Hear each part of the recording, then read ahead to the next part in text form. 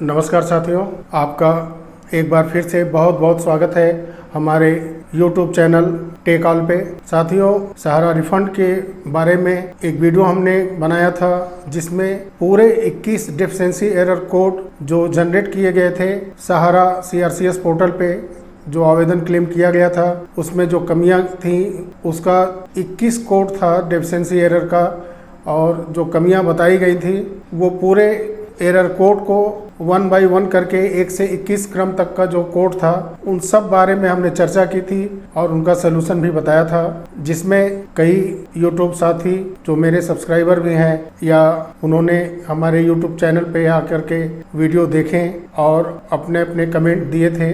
अपने तरफ से मैंने 100% कोशिश की थी कि आपको सही जानकारी दें और उस समय के एरर कोड के मुताबिक जो सही था और जो चीज़ें आगे से कस्टमर केयर से बात करने के बाद बताई गई थी उस संबंध में हमने आपको पूरा डिटेल बताया था। आज एक बहुत ही बड़ी सूचना है सहारा के बारे में और बहुत ही बड़ा अपडेट हुआ है रीसबमिशन पोर्टल पे, उसके बारे में चर्चा हम लोग करेंगे। जो डेफिशिएंसी एरर कोड थे और नेम मिसमैच के थे, आपके अकाउंट ओपनिंग समय के जो फॉर्म अपडेट नहीं हुए थे वो प्रॉब्लम था।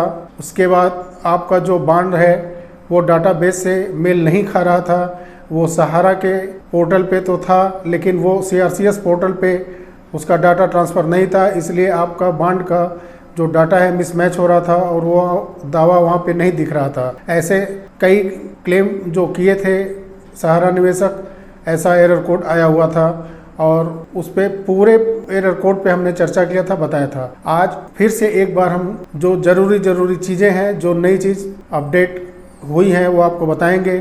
मैं 3 वीडियो में सरकार से और सहारा के ऊपर के अधिकारियों से आवेदन करता रहा कि आप कोई सलूशन निकालिए, क्योंकि जो नेम मिसमैच है, अगर आधार कार्ड पे अगर नाम संशोधन कराने के लिए निवेशक जाते हैं तो उन्हें तमाम कठिनाइयाँ होंगी और इससे बैंक का नेम मिसमैच होगा, फिर राशन कार्ड है, वोटर ID है, तमाम ऐसे ID हैं जो आधार कार्ड से जुड़े हैं और नेम उस पर बिल्कुल मैच खाते हैं। अगर बॉन्ड पे पहले अगर नेम सही नहीं है, अगर उसके एवज में अगर हम आधार को सही कराने जाते हैं तो तमाम दस्तावेज हमारे ख़राब होंगे।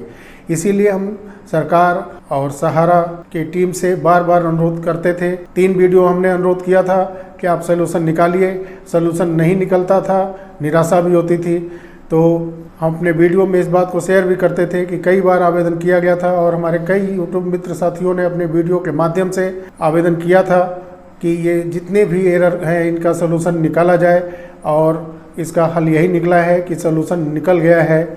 और जो छोटे निवेशक हैं 10,000, 20,000, 30,000 तक, निश्चित रूप से उनका जो एरर कोड की वजह से पैसा रुका हुआ था, पैसा तो काफ़ी लोगों को मिल भी चुका है। जिनका कम था, 1 बॉन्ड था, 2 बॉन्ड था, लेकिन उसका डाटा मिलता था, उनका पैसा मिल चुका है। जिनका डाटा नहीं मिल पाया है उनके लिए भी समस्याएं अब खत्म होती नज़र आ रही हैं और जो संशोधन कराना एक अनिवार्य हो गया था आधार का, अब वो ऐसा नहीं है और उसका सारा विकल्प आ चुका है। और इस वीडियो में सारे विकल्प के जितने भी उसमें दिए गए हैं ID उसके बारे में बताऊँगा।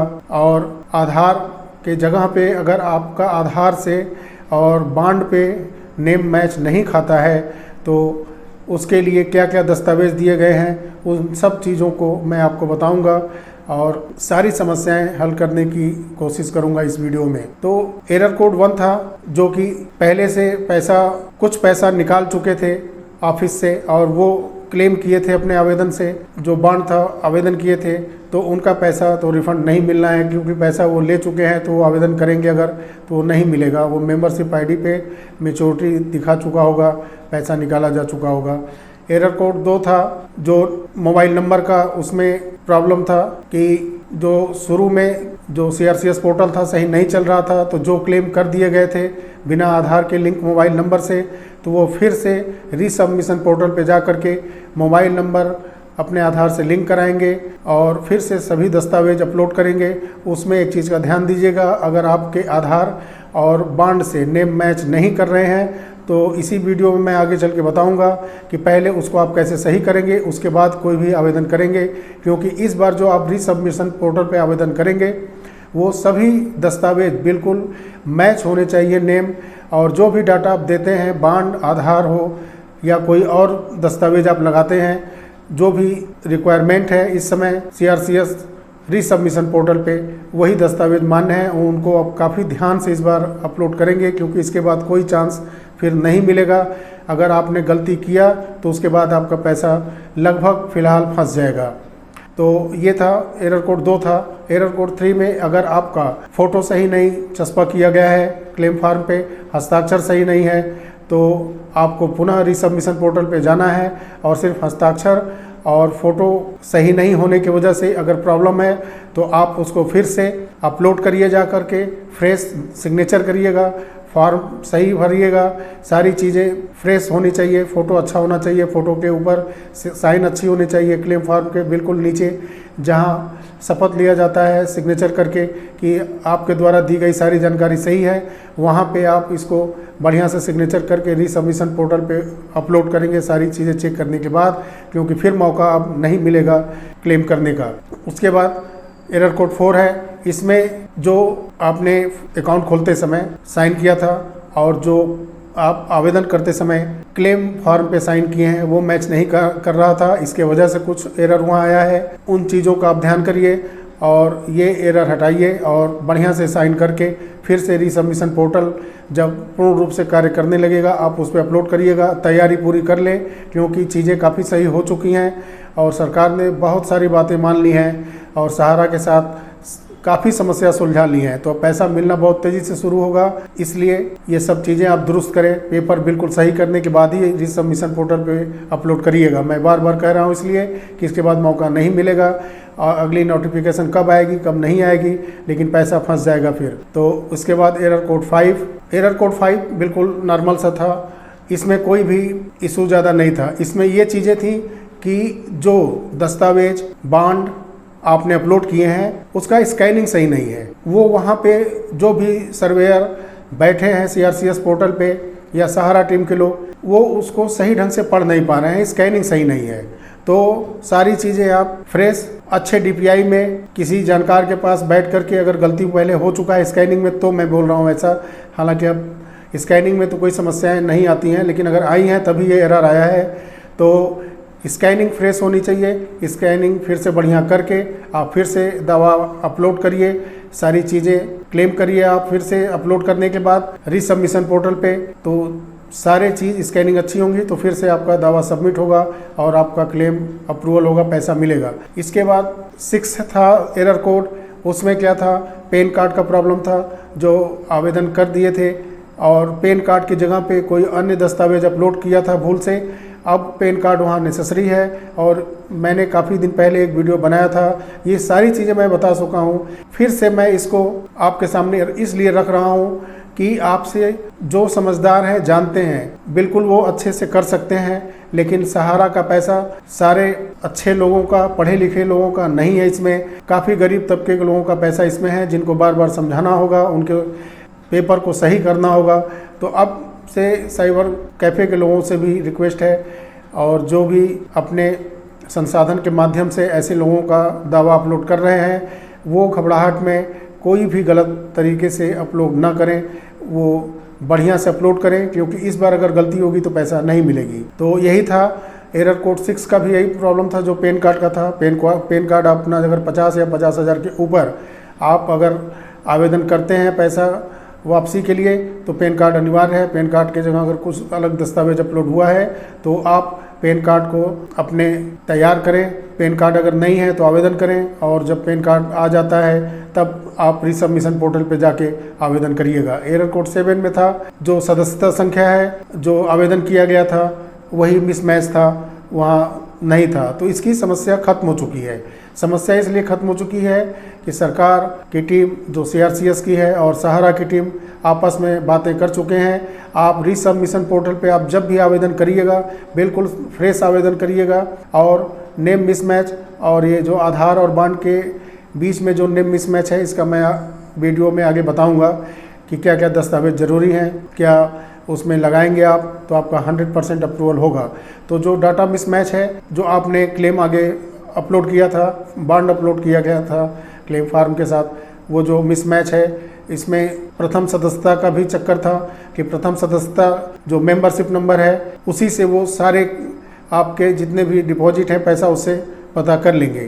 तो आपको अगर आपके पास 10 बांड हैं और 10 बांड में सारे के मेंबरशिप आईडी अगर एक है तो आप फर्स्ट बांड अपलोड करेंगे और उसमें मैच कर लेंगे अपने आधार और बांड पे नेम का, दोनों पे नेम मिसमैच नहीं होना चाहिए। बिल्कुल इस चीज़ को ध्यान दीजिएगा। अगर आपका आधार से और बांड से नेम मिसमैच है तो आगे चल के मैं इस वीडियो में आप देखते रहिएगा, सारे दस्तावेज मैं आपको बताऊंगा और वो दस्तावेज तैयार करके फिर से आप अपलोड करिएगा। 100% आपका पैसा रिफंड होगा। एरर कोड ये 8 था, इसमें यही समस्या थी मेंबरशिप की। तो 10 बांड वाले सिर्फ फर्स्ट वाला मेंबरशिप बांड अपना अपलोड करेंगे, वहाँ से वो अपना सारा पैसा आपका चेक कर लेंगे, 10,000 आपका वापस आएगा और उसके बाद अगले नोटिफिकेशन पे फिर से आप क्लेम करेंगे। एरर कोड 8 है। इसके बाद एरर कोड 8 में जैसा पहले मैं बता चुका हूँ, जो अकाउंट ओपनिंग के समय चाहे ये सहारा की ऑफिस टीम की लापरवाही कहें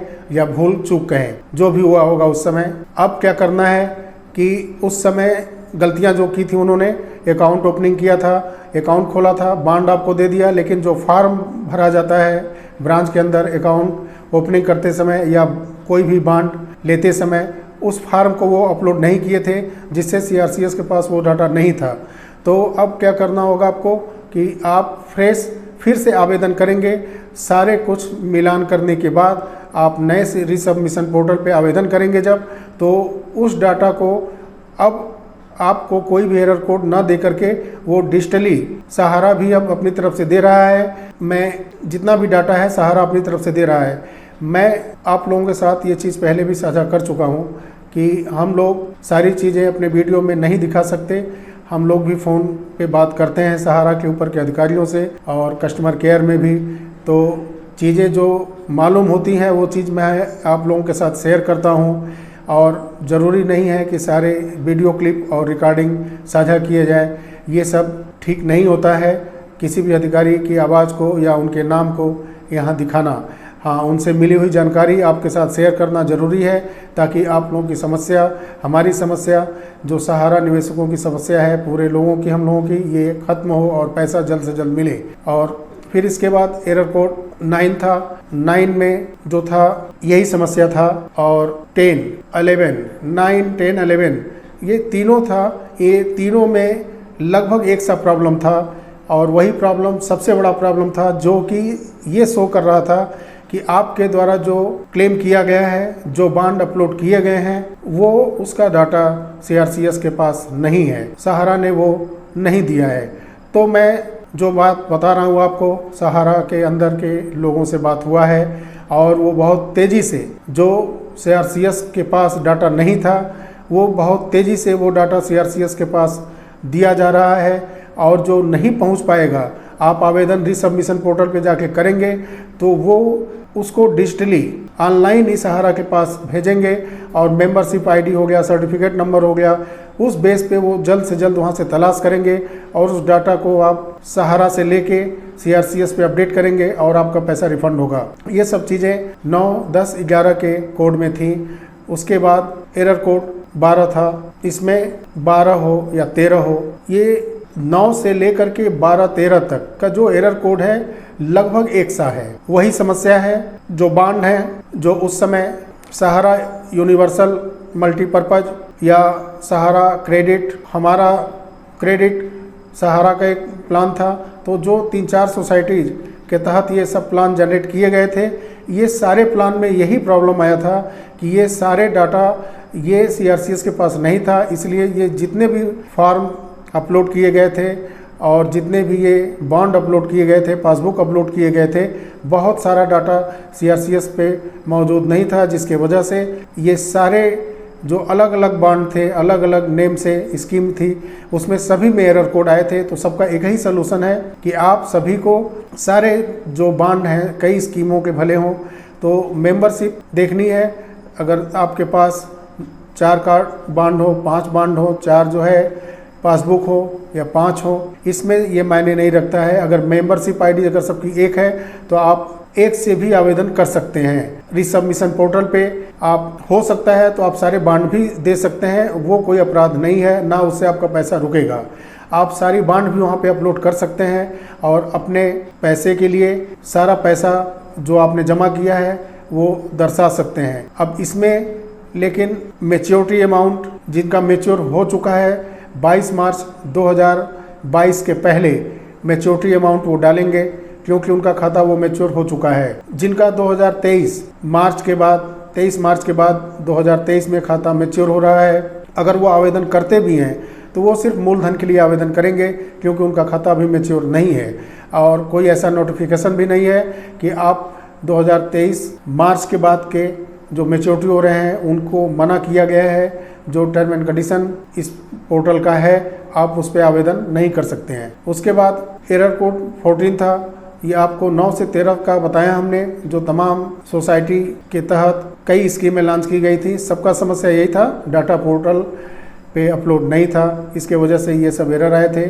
और आप फिर से करेंगे तो वो डिजिटली इसको वेरीफाई कराएंगे सहारा से और उसके बाद फिर आपको अप्रूवल जारी करेंगे। लेकिन एक चीज़ ध्यान दीजिएगा कि इस बार अगर आपके बांड पे जो नेम है वही नेम का एक दस्तावेज आपको देना है। अगर आपके आधार पे वो नाम नहीं है तो कोई और दस्तावेज मैं वीडियो में आगे बताऊंगा।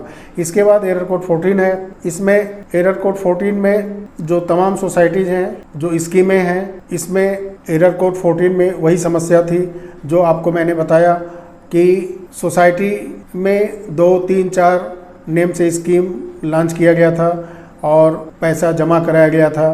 तो यही समस्या है कि ये जो सोसाइटीज़ हैं कई नेम से थी, तो आप अब अपलोड कर सकते हैं रिसबमिशन पोर्टल पे। ये प्रॉब्लम अब सॉल्व कर लिया गया है और वहाँ से वो डिजिटली चेक करके आपका पूरा दावा संसाधित करेंगे। इसके बाद एरर कोड 15 था। इसमें प्रॉब्लम थी कि जो आपका अमाउंट क्लेम किया गया था उसमें जो लोग पहले से कर्ज लिए थे सहारा से, वो ब्याज सहित कहीं ज़्यादा हो चुका है आपके क्लेम अमाउंट से। इसके लिए वहाँ पे जो कोड होगा वहाँ से स्पष्ट हो जाएगा, आप देख सकते हैं ऐसे एरर कोड को। तो आपका ऋण ज़्यादा है आपके आवेदन से, तो ऐसे स्थिति में कहाँ से पैसा पास होगा। अगर ऐसी स्थिति अगर नहीं है, आपका आवेदन सही है और ऋण का जो दिखा रहा है वो अगर वो गलत है तो कमेंट में आप दे सकते हैं, मैं इसके विषय में आगे फिर से बात करूँगा। और एरर कोड 16 है, 17 है, ऐसे ही कुछ हैं जो ऋण संबंधित हैं और पैसा जो क्लेम किया गया है उससे ऋण ज़्यादा है। एरर कोड 17, 18 है। इसमें भी लगभग वही सा है क्लेम कि आधार से और आपके बांड से नेम मैच नहीं कर रहा है और इसके वजह से जो वहाँ डेटाबेस है उसमें मैच नहीं कर रहा है बांड के हिसाब से और आपके आधार के नेम में। इसके लिए जो आवश्यक दस्तावेज अब लिस्ट जारी कर दिए गए हैं उसको हम आपको थोड़ी देर में बताएंगे वीडियो में। वो सारे दस्तावेज से आप ये समस्याएं हल कर सकते हैं। ज़रूरी नहीं है अब कि बांड पे जो नाम है वो आधार पे होना चाहिए।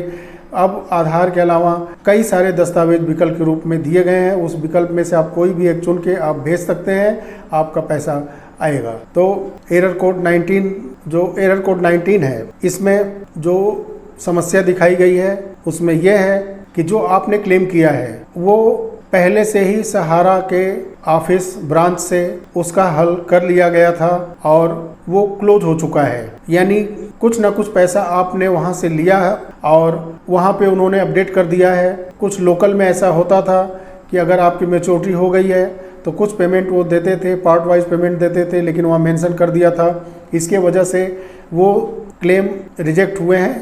तो अगर आपको फिर से अगर उस पर आवेदन करना है तो आप बिल्कुल ध्यान करिएगा कि अगर आपने ब्रांच से पैसा उठाया था, अगर आपका 10,000 का मैच्योरिटी अमाउंट था और आपने कुछ पैसा लिया था और कुछ पैसे वो नेक्स्ट डे या अगले 2-3 दिन के बाद देने वाले थे, बुलाए थे आपको, तो आप नहीं ले पाए। इस बीच में सहारा के ऑफिस जो है वर्क करना कम कर दी या पेमेंट रुक सा गया था, सिर्फ पेपर वर्क चल रहा था।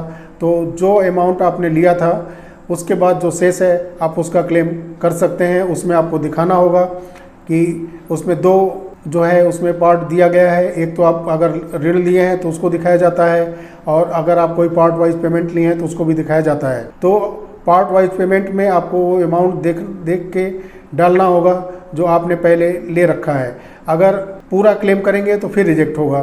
तो अब जो भी सबमिशन पोर्टल पे आप जाएंगे और आवेदन करेंगे, ये सब चीज़ें ध्यान कर लीजिएगा। अगर कोई भी प्रॉब्लम है तो आप कमेंट बॉक्स में दीजिएगा, मैं सलूशन उसका बताऊंगा। अगर बड़ी समस्याएं अगर आती हैं तो मैं आगे बात करके बहुत ही जल्द से जल्द आपको उसका समस्या का हल बताऊंगा। साथियों, एरर कोड 21 उसमें क्लियर कहा गया था, जो 20 है एरर कोड और 21 है, ये सब चीज़ें क्लियर हैं। आपका जो 31 मार्च 2023 के बाद मैच्योरिटी है, या किसी का 24 में होगा, किसी का 25 में होगा, या किसी का 31 मार्च 2023 के बाद होने वाला है नवंबर तक, या उसके बाद ही है 31 मार्च 2023 के बाद जिसका भी मैच्योरिटी है, उन्होंने क्लेम किया है विथ मैच्योरिटी अमाउंट, तो उनका 100% रिजेक्ट होगा, क्योंकि इस पे 22 मार्च 2022 तक जो खाते मैच्योर हो चुके हैं उनका आवेदन करना था, और 31 मार्च 2023 के बाद के आवेदन इसमें अभी नहीं लिए जा रहे हैं। ऐसे लोगों के लिए, ऐसे निवेशकों के लिए जिनका पैसा मैच्योर हो रहा है 2023 मार्च के बाद, उनके लिए जब ये कुछ क्लेम का सलूशन निकल जाएगा, पैसा मिलना शुरू होगा, तो उनके लिए भी नोटिफिकेशन आएगा और उनका भी पैसा मिलेगा। तो ये सारे एरर कोड पे ये कुछ हमने चर्चा की है। अब मैं आपको बताता हूँ जिसमें सबसे बड़ी समस्या थी एरर कोड 17 में। एरर कोड 17 में स्पष्ट है कि आपका जो बॉन्ड अपलोड किया गया था वो आपके आधार से मेल नहीं खा रहा है, आपके बैंक के नेम से भी मेल नहीं खा रहा है। अब इस स्थिति में ध्यान से इन बातों को आप सुनिएगा। अगर आपका बॉन्ड का नाम तो बदलने वाला नहीं है, वो बदलेगा नहीं। अब बॉन्ड पे जो नाम है उसको उसी तरह से आप रहने देंगे, उसके लिए आप आधार को चेंज नहीं कराएंगे। अब क्या करना है आपको, जो बॉन्ड पे नेम है वो नेम आप देखिए कि वो आपके जिसके पास पैन कार्ड है वो लगा सकते हैं, साथ में पैन कार्ड। जिनके पास, अगर आपका बैंक पासबुक पे जो बॉन्ड है उस पे और जो बैंक का पासबुक है उस पे, दोनों पे अगर नाम मैच कर रहे हैं तो वो भी आप लीगल मान लिया गया है। ऐसे दस्तावेज को आप भेज सकते हैं रिसबमिशन पोर्टल के जरिए। एक आधार अलग से आप स्कैन करके अपलोड करेंगे और ये दस्तावेज भी साथ में देंगे। और कई दस्तावेज आए हैं इसमें लिस्ट में। ड्राइविंग लाइसेंस है, जो बॉन्ड पे नेम है, अगर आपके ड्राइविंग लाइसेंस पे अगर वो नाम है, पिता का नाम है, मैच कर रहा है सब कुछ, तो आप ड्राइविंग लाइसेंस भी इसमें आप अपलोड कर सकते हैं अच्छे से स्कैन करके। वोटर आईडी कार्ड ये भी अब मान्य है। ये उन लोगों के लिए है, मैं बता रहा हूँ, जिनका आधार पे नाम और जो आपका बॉन्ड है उस पे नाम मेल नहीं खा रहा है, या पासबुक है सहारा का उस पे आपका नाम मेल नहीं खा रहा है आधार से, तो आधार को अब संशोधन कराने की ज़रूरत नहीं है। काफ़ी जद्दोजहद के बाद सहारा और सरकार के बीच ये बात हुआ है कि आधार करेक्शन कराना कहीं से भी ठीक नहीं होगा। तो कई वीडियो से हम लोग मांग करते आ रहे थे, अंत में ये क्लियर हुआ है कि अब आधार के अलावा सारे डॉक्यूमेंट लिए जाएंगे और क्लेम को अप्रूवल दिया जाएगा। इसके बाद अगर हमारे जो मज़दूर भाई हैं जो मनरेगा नरेगा के तहत मजदूरी करते हैं, जो उनका जॉब कार्ड है, अगर उससे आपका बॉन्ड के नेम में बिल्कुल मिलान हो रहा है तो आप जॉब कार्ड वहाँ पे बिल्कुल दे सकते हैं, उससे भी आपका क्लेम अप्रूवल होगा। उसके बाद आपके पास अगर कोई सरकारी आइडेंटिटी कार्ड है, कहीं भी आप किसी भी पोस्ट पे कार्यरत हैं, तो जो आपका आइडेंटिटी कार्ड है आप अपने बॉन्ड के साथ लगा के क्लेम कर सकते हैं, वो भी अप्रूवल होगा। रजिस्ट्रेशन मैरिज सर्टिफिकेट अगर आपका है तो मैरिज सर्टिफिकेट पे अगर नेम सही है और आपके बॉन्ड पे जो नेम है उससे अगर मेल खाता है तो उससे भी आप क्लेम कर सकते हैं और वो आपका पैसा 100% अप्रूवल होके आएगा। अगर इन सब चीज़ों में अगर खामी है, इतने डॉक्यूमेंट दिए गए हैं, लगभग 7-8 डॉक्यूमेंट हो गए, अगर इससे भी अगर प्रॉब्लम है तो इसमें से जो सही है वो करा लें, वो लगाएं अपने बॉन्ड के साथ। उसके बाद एक नोटरी हलफनामा है, शपथ पत्र है, उस शपथ पत्र का लिंक हम अपने डिस्क्रिप्शन बार में दे देंगे, आप वहां से डाउनलोड कर सकते हैं। 2 पेज का वो शपथ पत्र है, उसमें एक फ़ोटो आप चस्पा करेंगे और अपने कचहरी ले जाएंगे लोकल में। उस कचहरी से आपको उस पर सारी चीज़ें लिखी हैं, आप उसको ले जा करके वहाँ से नोटरी हलफनामा तैयार करवा के प्रमाणित करवा करके जो आपके बॉन्ड पे नेम है वही नाम उस नोटरी हलफनामा पे लिखवाना है। कहीं भूल से आप आधार का नाम उस पर न लिखवा देना, नहीं तो फिर रिजेक्ट हो जाएगा। जो करना है आपको वही आईडी लगानी है, जितने भी आईडी हमने आपको बताई हैं उसी आईडी का इस्तेमाल करना है जो आपके बॉन्ड पे नेम है। और जो आपके आईडी जितने हमने बताए उस पर जब जो नाम मैच कर रहा है वही आईडी आप लगाएंगे, अन्यथा रीसबमिशन पोर्टल पे भी आपका ये रिजेक्शन तय है। रिजेक्शन होने की वजह से फिर आपका पैसा मिलने में काफ़ी समय लग सकता है, क्योंकि रीसबमिशन पोर्टल पर रिजेक्शन के बाद बहुत ही परेशानी होगी। अगली नोटिफिकेशन जारी होने के बाद ही कोई समाधान निकल पाएगा। इसमें साथियों एक महत्वपूर्ण चीज़ ये है कि आधार सीडिंग की, आधार सीडिंग नहीं है आपका तो समस्या आएगी पेमेंट में।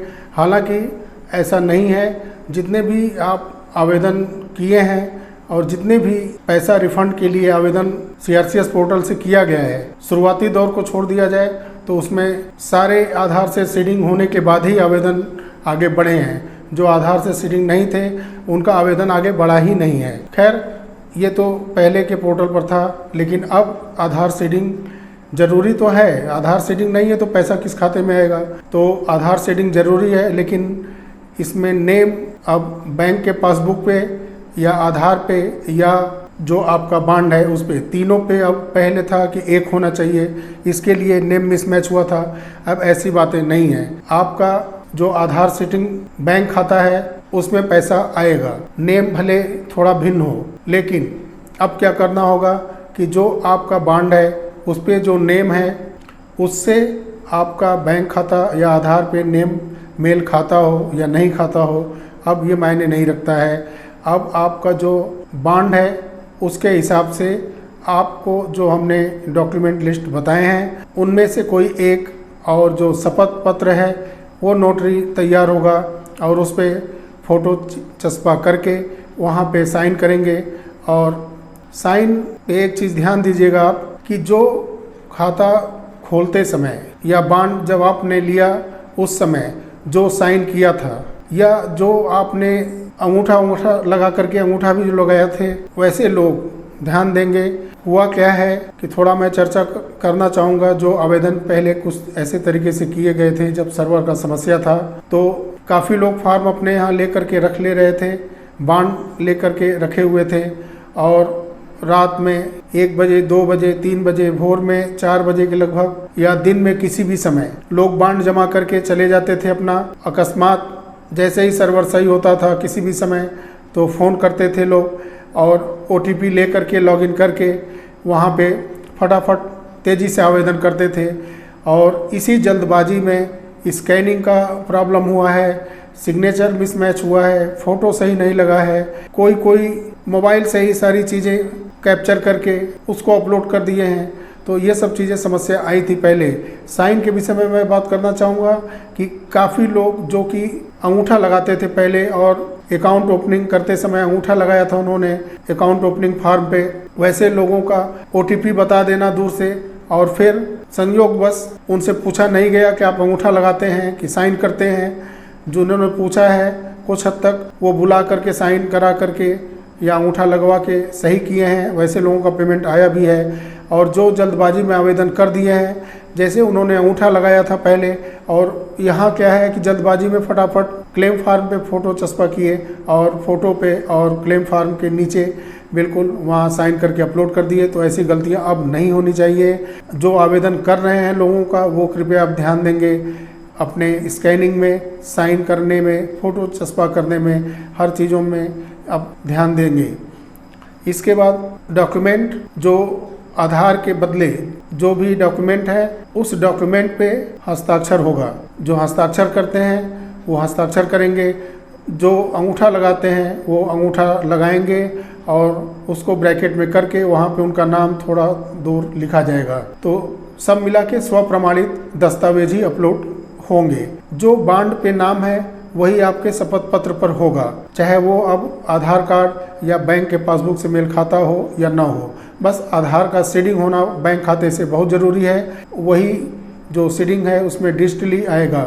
अब ब्रांच और एजेंट का झंझट बहुत खत्म है, सारी अटकलें अब खत्म हो चुकी हैं। सहारा और सरकार ने बिल्कुल सही सलूशन निकाला है, जो काफ़ी हम लोगों ने वीडियो में मांग किया था, पहले से करते आ रहे हैं कि सहारा और सरकार ये हल निकाले, क्योंकि आधार अगर करेक्शन होगा तो सारी दस्तावेज इससे प्रभावित होंगी। तो अंततः सरकार सारी चीज़ें स्वीकार की हैं और अब आवेदन बिना आधार के नेम से मैच किए हुए बॉन्ड को अपलोड करके उससे सपोर्टिंग तमाम डॉक्यूमेंट आ गए हैं, अब अपलोड करिए आप। लेकिन जो बॉन्ड पे नाम है शपथ पत्र में वही भरना है। साथियों, अपेक्षा करते हैं कि इस वीडियो में, इतने लंबे वीडियो में जो भी चीज़ें हमने बताई हैं, बहुत ही काम की चीज़ें आपको इसमें मिली होंगी। अब गलतियां नहीं होनी चाहिए, अगर जो हुई है उससे सबक लेके अब कायदे से काम करिएगा, ताकि किसी भी मेहनत कश लोगों का, मजदूरी किए लोगों का पैसा कोई भी हो, कोई गरीब का 10,000, 5,000, 25-50 हज़ार रुपये हो या 10-20 लाख वालों का हो, ऐसे लोगों का पैसा कोई भी है, सब परिश्रम करते हैं। कोई गरीब है 10,000 कमाने के लिए मेहनत करता है, कोई 10 लाख अगर रखा है वो भी परिश्रम करके ही कमाया है, कहीं से वो पाया पैसा नहीं है। तो परिश्रम सभी लोग करते हैं, चाहे छोटा अमाउंट हो चाहे बड़ा अमाउंट हो। तो अब क्या, कोई भी अगर आवेदन करते हैं तो सारी चीज़ें वीडियो आप बैक करके देख भी सकते हैं, या आप जानकार हैं, समझदार हैं तो अपने से एक बार समझने के बाद सारी चीज़ें आप खुद ध्यान रख के कर सकते हैं, गलतियां ना हो। क्योंकि अगर अब गलती होगी रीसबमिशन पोर्टल पे तो पैसा थोड़ा मुश्किल हो जाएगा मिलना। और थोड़ा इस पर ध्यान देंगे कि जो छोटे छोटे आवेदन हैं 5,000, 10,000, 20,000, 25, 30,000, 40,000, 50,000 के आसपास तक, वो आवेदन रीसबमिशन पोर्टल पे पहले सारे डॉक्यूमेंट आप सही कर लीजिए। डॉक्यूमेंट में कोई कमी नहीं हो, सारी चीज़ें बहुत ही स्पष्ट हमने बताई हैं। अगर कुछ चीज़ें हमसे छूट गई हो जो आपको बाद में आवश्यकता पड़े और इस वीडियो में न मिले तो आप कमेंट बॉक्स में ज़रूर लिखिएगा, उसका सलूशन मैं तुरंत बताऊँगा आपका कमेंट मिलते ही। तो बिल्कुल आप ध्यान देंगे, बहुत ही सावधानी से रीसबमिशन पोर्टल पे आप आवेदन करेंगे। और जो मैं बता रहा था अभी कि जो छोटे आवेदन करता है, छोटे अमाउंट के आवेदन करता है, वो सारे पेपर पहले सही करें। और रीसबमिशन पोर्टल अभी पूर्ण रूप से कंप्लीट नहीं है, अभी थोड़ा सा उसमें समय लगेगा। तो जैसे ही सही होता है उस पर आप आवेदन कर सकते हैं। जो 10,000 से लेके 25-50 हज़ार रुपये तक के आवेदन करते हैं लोग, वो आप कर सकते हैं। लेकिन जो बड़े आवेदन हैं 40-50 हज़ार से लेकर के लाखों में जिनका आवेदन हुआ है, रिजेक्ट हुआ है, कोड एरर सब आए हैं, वो सारे दस्तावेज इकट्ठा कर लें। अब समस्या खत्म हो चुकी है। आधार से और बैंक और बॉन्ड, ये तीनों पर नाम मैच होना अब जरूरी नहीं रहा। और जो बॉन्ड पे नेम है उससे मेल खाता हुआ कोई भी आप एक डॉक्यूमेंट ले सकते हैं, जो मैं पहले ही बता चुका हूँ। तो सारी चीज़ें मैंने बताई। अगर वीडियो अच्छी लगी हो तो आप लाइक करिए। और एक रिक्वेस्ट है कि आप ज़्यादा से ज़्यादा लोगों तक इस वीडियो को शेयर करके पहुंचाएं, क्योंकि जो जानकार हैं, समझदार हैं, वो बिल्कुल कर लेंगे सारी चीज़ें, 1-2 बार में समझ जाएंगे या समझते ही होंगे वो। लेकिन जो नीचे के लोग हैं, गरीब तबके के लोग हैं, जिनके पास साधन उतना नहीं है, उनसे आप बात भी करके समझा सकते हैं। वीडियो ज़्यादा से ज़्यादा शेयर करेंगे तो काफ़ी लोगों तक पहुंचेगा, उस माध्यम से भी लोगों को पता चलेगा, आसपास के लोगों से पता चलेगा, आवेदन के विषय में जानकारियां बढ़ेंगी। अब वो गलती खुद नहीं करेंगे और बिल्कुल ध्यान देंगे, क्योंकि कुछ गलतियां पहले भी हुई हैं। जैसे जब सर्वर का प्रॉब्लम था और लोग रात को कहीं से भी, सर्वर प्रॉब्लम में रात को 1 बजे, 2 बजे, 3 बजे आवेदन जो हुआ था उसमें सब चीज़ें स्पष्ट नहीं थी। तो अब आप ध्यान देंगे सारी चीज़ों को, आवेदन फ्रेश करेंगे, सिग्नेचर सही होगा, शपथ पत्र पे वही साइन होगा जो आपने अकाउंट ओपनिंग फॉर्म पे किया था। तो आशा करते हैं आपको काफ़ी चीज़ें समझ में आ गई होंगी। और इस वीडियो को ज़्यादा से ज़्यादा लोगों के पास पहुंचाएं, शेयर करें। वीडियो अच्छा लगा हो लाइक करें, चैनल को सब्सक्राइब करें, बेल आइकन को प्रेस करें, ताकि आने वाली वीडियो की नोटिफिकेशन आप तक बहुत जल्द पहुंचे। तो आज के वीडियो में बस इतना ही। तब तक के लिए नमस्कार, जय हिंद, जय भारत।